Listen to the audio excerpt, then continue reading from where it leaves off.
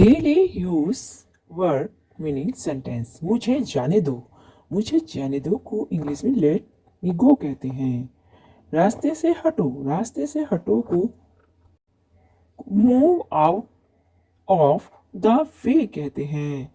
क्या हुआ को इंग्लिश में व्हाट हैपेंड कहते हैं। कौन हो तुम को इंग्लिश में हु आर यू कहते हैं। मुझे जाना है को इंग्लिश में आई नीड टू लीव कहते हैं। One meaning. मेहंदी को हिंदी इंग्लिश में हिना बोलते हैं। सिंदूर को इंग्लिश में वर्मिलिन बोलते हैं। काजल को हिंदी में कोल बोलते हैं। बेंदे को इंग्लिश में भिंडी बोलते हैं। गजरा को इंग्लिश में रीथ बोलते हैं। चिमटे को इंग्लिश में ट्विचर कहते हैं। गले लगाना को इंग्लिश में एम्ब्रेंस कहते हैं।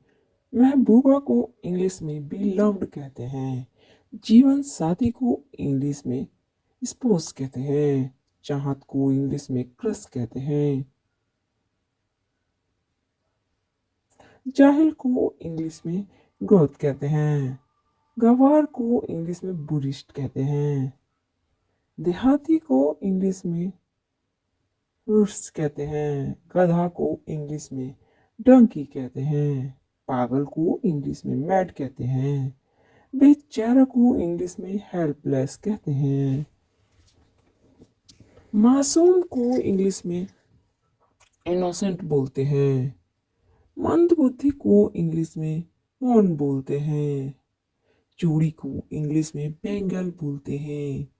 कंगन को इंग्लिश में ब्रेसलेट बोलते हैं। झुमकी को इंग्लिश में एयरिंग बोलते हैं। अंगूठी को इंग्लिश में रिंग बोलते हैं। नथनी को इंग्लिश में नोज पिन कहते हैं। टीका को इंग्लिश में हेड लॉक कहते हैं। हार को इंग्लिश में नेकलेस कहते हैं। माला को इंग्लिश में गार्लैंड कहते हैं। पायल को इंग्लिश में एंकलेट्स बोलते हैं। पीलिया को इंग्लिश में जॉन्डिस बोलते हैं। मिर्गी को इंग्लिश में एप्लिसिड बोलते हैं। याददाश्त को इंग्लिश में डेमेनिया बोलते हैं। खून को की कमी को इंग्लिश में एनीमिया बोलते हैं। मधुमेह को इंग्लिश में डायबिटीज बोलते हैं।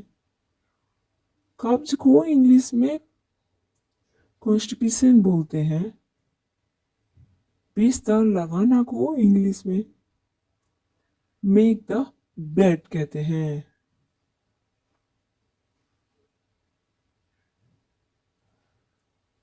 घास काटना को इंग्लिश में मो कहते हैं। कूड़ा बाहर निकालना को इंग्लिश में टेक आउट द।